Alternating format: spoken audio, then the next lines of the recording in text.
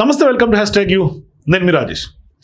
So ఇప్పుడు Jubilee hills ఉప ఎన్నికలు జరుగుతున్నటువంటి నేపథ్యంలో ఎవరైతే బీఆర్ఎస్ పార్టీ అభ్యర్థిగా ఉన్నటువంటి మాగంటి సునీత, అంటే అక్కడ 3 సార్లు వరుసగా బీఆర్ఎస్ పార్టీ ఎమ్మెల్యేగా గెలిచినటువంటి మాగంటి గోపీనాథ్ గారి యొక్క భార్య.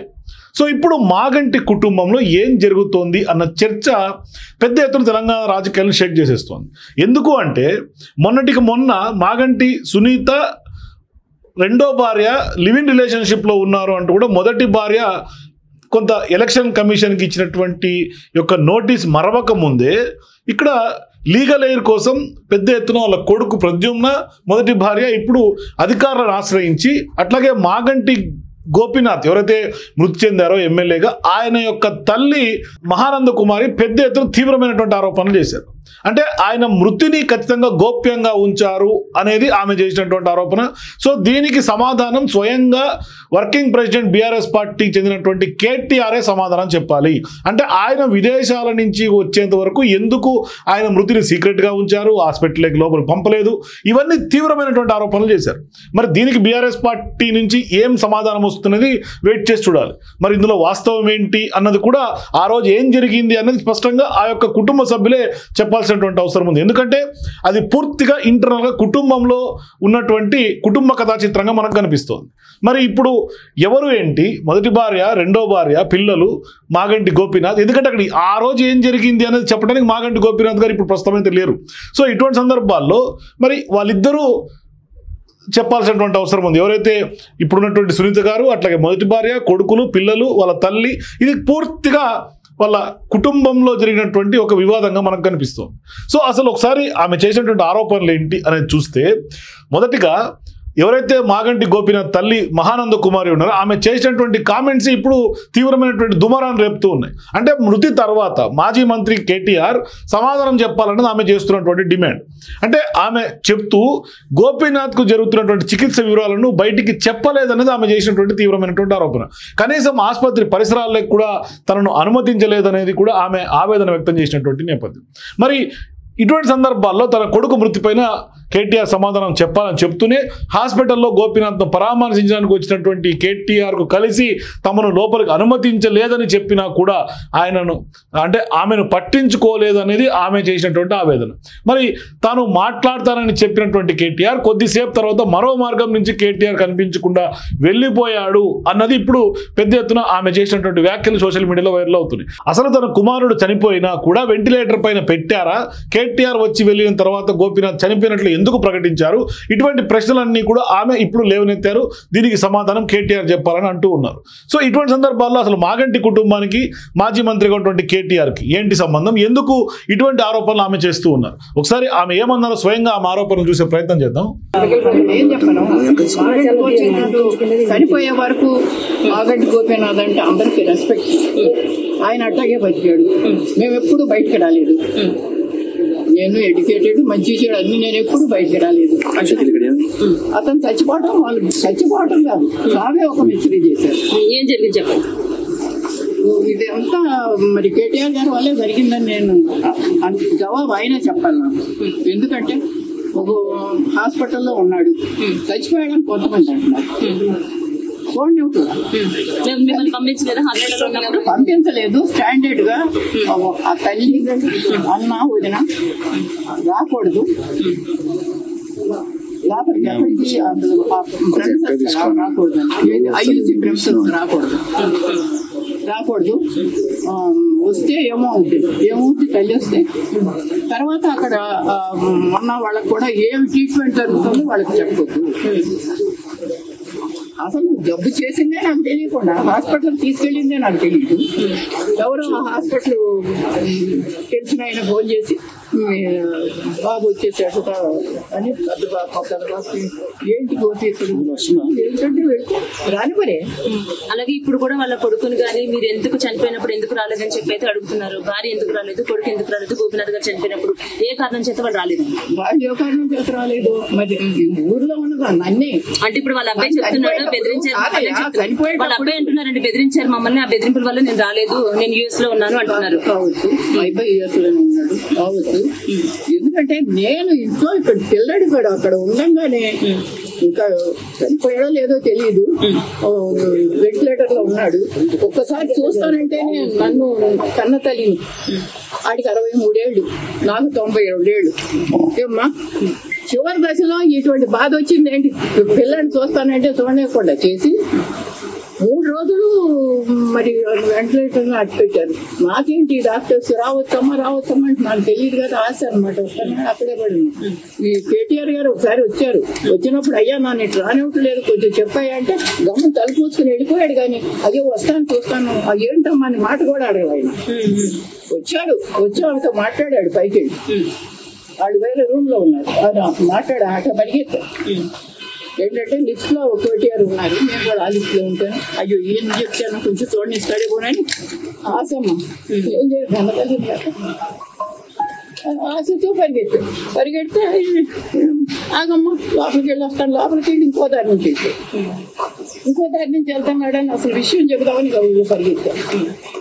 పడదాను ఈ వయసులో పరిగెత్తే తలుపు మూసేసుకున్నాడు. అయ్యో ఒక మాట అయ్యా బాబు, ఒక్క మాట అయ్యా. వచ్చారు. మరి ఆయన వచ్చే వరకు ఈ చనిపోయిన బాడీని ఎందుకు పెట్టారా అన్నది ఆయనకి తెలియాలి. ఆయన వచ్చిన తర్వాత ఎందుకు డిక్లేర్ చేశారా అని ఆయనకి తెలియాలి. నాకు తెలియదు కదా, ఈ కేటీఆర్ సమాధానం చెప్పాల్సిన విషయం. సో ఇట్లా మాగంటి గోపీనాథ్ గారి యొక్క తల్లి చేస్తున్నటువంటి ఆరోపణలు, దీనికి స్వయంగా ఇప్పుడు కేటీఆర్ఏ సమాధానం చెప్పాలి అన్నది ఆమె చేస్తున్నటువంటి డిమాండ్. అయితే ఇప్పుడు విదేశాల్లో ఉన్నటువంటి కొడుకు కూడా మాగంటి గోపీనాథ్ మృతి చెందిన సందర్భంగా ఆ రోజు రాలేదు అతను. సో ఇప్పుడు తెర మీదకి ఆయన వచ్చారు. మరోవైపు ఆయన లీగల్గా కొడుకుగా నేనే అంటూ కూడా ఆయన క్లెయిమ్ చేస్తున్నాడు, లీగల్ ఎయిర్ కోసం పోరాడుతూ ఉన్నారు. సో ఇటువంటి సందర్భాల్లో ప్రద్యుమ్న కూడా చెప్తున్నారు నన్ను బెదిరించారు అని. సో అసలు ఆయన ఏమంటాడో చూసే ప్రయత్నం చేద్దాం. ఇప్పుడు lot of things happen since my father's passing. First బెదిరించారు, అవమానించారు, చాలా చేశారు. ఇప్పుడు తగ్గుతున్నారు legally. We have all the legal documents which will do the talking and will walk the talk. అదే అండి. సో ఇప్పుడు ఫోన్ చేసి జ్యూస్ ఇస్తున్నారు అని చేస్తున్నారు, మానసికంగా so there are a lot of names that will come throughout later. ఇప్పుడు it's not the time. ఇప్పుడు మాకు ఇంకో డేట్ ఇచ్చారు. సో అప్పుడు once all the things are cleared we will do the talking. చెప్పడమైతే జరిగిందండి. మీకు మీ ఫాదర్ తో ఎలాంటి రిలేషన్ అప్పటి నుంచి ఇప్పటి వరకు లేదా? ఇప్పటి వరకు మీ ఫాదర్ మీతో మాట్లాడలేదా కనీసం? నా దగ్గర అన్ని I have all the chat logs, everything, call logs or whatever WhatsApp లో ఉన్నాయి, అన్ని ఉన్నాయి. I visit him couple of times. ఆయన కూడా నన్ను వచ్చి విజిట్ చేశారు. Relationship between us was always good and yeah, I have all the proof. So the next date is going to be the final date hopefully. So అప్పుడు అదే నేను చెప్పాను కదా బెదిరించారని అవన్నీ. సో ఇప్పుడు మా ఫ్యామిలీ చూసారు. మా ఫ్యామిలీ మై మదర్ అండ్ మీరు చెప్పండి అసలు మీ అభ్యంతరం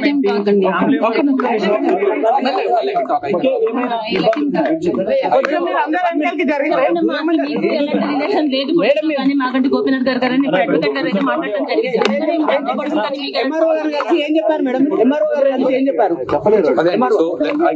సో ఇప్పుడు చూసారు మా family like just her and I.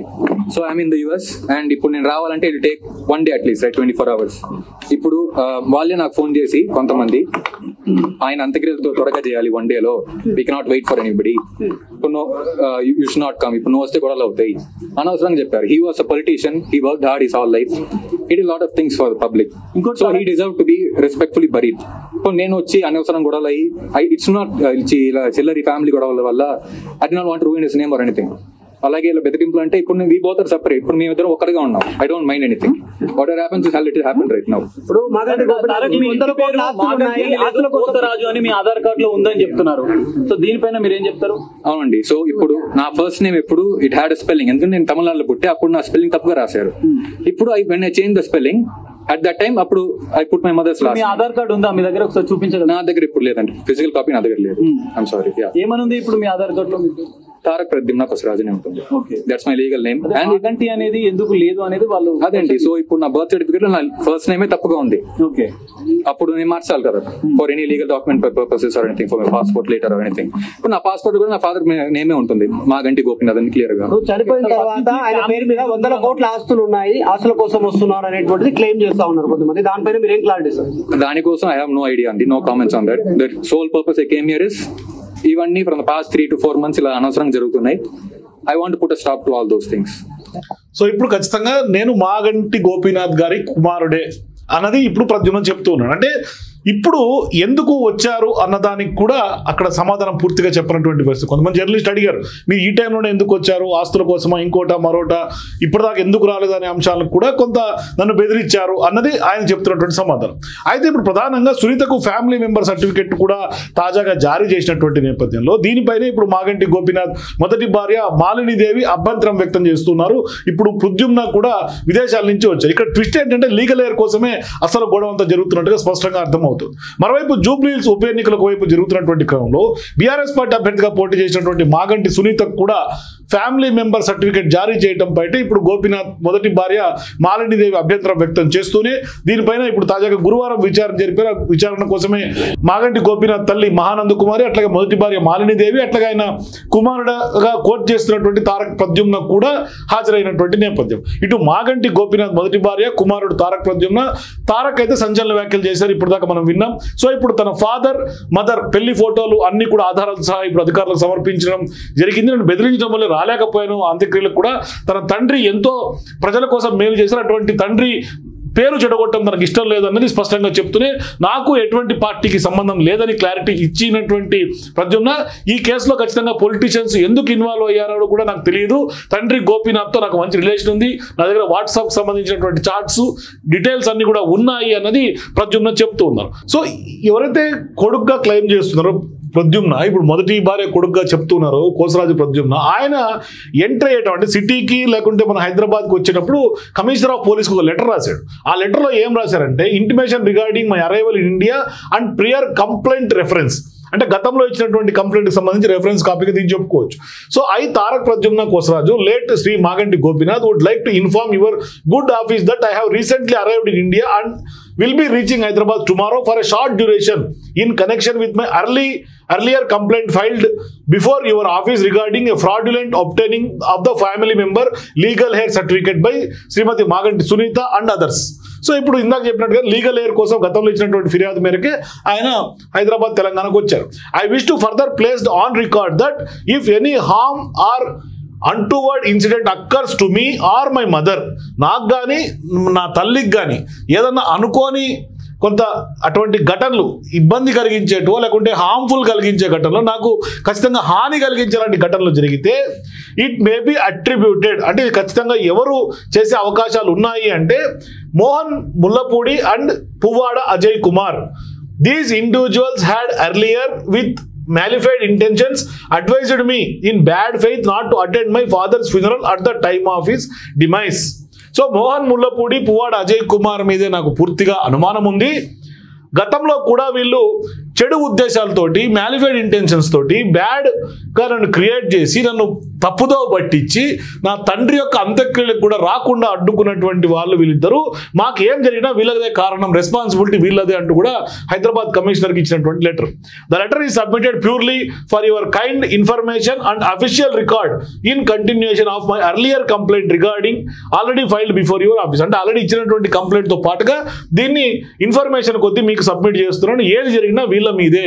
మరి ఇప్పుడు పువ్వాడ అజయ్ కుమార్ ఎందుకు గతంలో మాట్లాడాల్సి వచ్చింది అనే డౌట్ కూడా ఈ యొక్క లెటర్ చూసినాక అర్థమవుతుంది. అంటే మాజీ మంత్రిగా ఉన్నటువంటి పువ్వాడ మాగంటి కుటుంబంలోకి ఎందుకు జోక్యం చేసుకొని కొడుకుతో మాట్లాడాడు అన్నది కూడా అతిపెద్ద చర్చ ఇప్పుడు రాజకీయ వర్గాల్లో రేగుతోంది. ఈ మొత్తం కుటుంబ కథా చిత్రంలో ఒకవైపు తల్లి ఆరోపణ చేస్తున్నారు, మొదటి భార్య కొడుకు అభ్యంతరం వ్యక్తం చేస్తున్నారు. ఇటువంటి సందర్భాల్లో అసలు మాగంటి గోపీనాథ్ గారి యొక్క తల్లి మాట్లాడుతా స్పష్టంగా రెండో భార్య రెండో పెళ్లి గురించి కూడా ఆమె ప్రస్తావన చేశారు. సో ఈ నేపథ్యంలో దీనికి ఇప్పటిదాకా మాగంటి సునీత గారు అయితే దీని మీద రెస్పాండ్ కాలేదు, ఆమె ఎక్కడ కూడా మాట్లాడలే.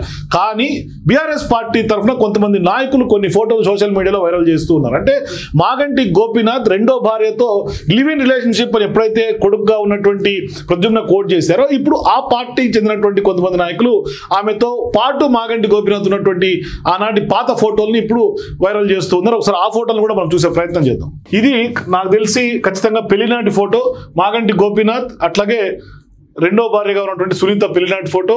ఆ రోజు వాళ్ళ తల్లిగా ఉన్నటువంటి మహానంద కుమార్ గారు కూడా ఇక్కడ ఉన్నటువంటి ఫోటోని కూడా బీఆర్ఎస్ పార్టీ రిలీజ్ చేసింది. అట్లాగే ఆ రోజు మాగంటి గోపీనాథ్ గారితో పాటుగా సునీత గారు కూడా ఉన్నారు.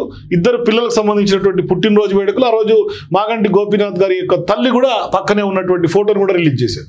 అట్లాగే వాళ్ళ మొత్తం ఇప్పుడున్నటువంటి కుటుంబంతో పాటుగా మాగంటి గోపీనాథ్ గారు ఇద్దరు చిన్న పిల్లలతో పాటు ఉన్నటువంటి ఫోటోని, ఇంకా అబ్బాయి కూడా ఇక్కడ లేదు కానీ ఇద్దరు ఆడపిల్లలతో ఉన్నటువంటి ఫోటోని, మాగంటి సునీత గారు కూడా మాగంటి గోపీనాథ్తో ఉన్నటువంటి ఆనాడు హ్యాపీ బర్త్డే పోస్టర్ కూడా కనిపిస్తుంది, ఆ రోజు ఫోటో ఇది కూడా. సో ఇట్లా మాగంటి గోపీనాథ్ గారి యొక్క కుటుంబంలో పెద్ద ఎత్తున కుటుంబ కథా చిత్రంగా అయితే మాత్రం స్పష్టంగా ఈ వ్యవహారం చెప్పాలి. మరి నిజంగానే ఎవరి ప్రమేయం ఉంది దీని వెనకాల, ఎందుకు ఇప్పటిదాకా ఇటువంటివన్నీ కూడా కొంత నిగూఢంగా ఉంచారు? ఎందుకంటే తల్లి ఆరోపణలు చేస్తోంది, స్పష్టంగా తల్లి రోడ్డుకెక్కుతోంది. మరి ఇందులో వాస్తవాలు ఏంటి అన్నది స్పష్టంగా పూర్తిగా తెలియాలంటే ఇటువైపు మాగంటి సునీత గారు కూడా నోరు విప్పాల్సినటువంటి అవసరం ఉంది. అప్పుడే అసలు వాస్తవాలు బయటకు వస్తాయి. అంటే ఇరు వాదనలు వినాల్సినటువంటి అవసరం ఉంది. ఒకవైపు అయితే వాదన ఈ విధంగా ఉంది, మరి ఇటువైపు నుంచి వాదన ఏమొస్తుందని మాత్రం కొంత ఉత్కంఠం రేపుతుంది. కానీ ఈ అంశం అయితే రాష్ట్ర రాజకీయ వర్గాల్లో అతిపెద్ద దుమారాన్ని చర్చనీయాంశంగా మారుతున్నటువంటి నేపథ్యం మనకు కనిపిస్తుంది. సో మీరు కూడా మాగంటి కుటుంబంలో ఏం జరుగుతోంది, ఇదంతా కూడా జూబ్లీహిల్స్ ఉప ఎన్నికల్లో ఎత్తుకు పై ఎత్తులాగానే ఇది చూడాల్సినటువంటి అవసరమా? ఈ ఇంపాక్ట్ ఎంత మేర ఎన్నికల మీద పడుతుంది? మీ అభిప్రాయాల కింద కామెంట్స్ తెలియజేయండి. For more videos please watch #.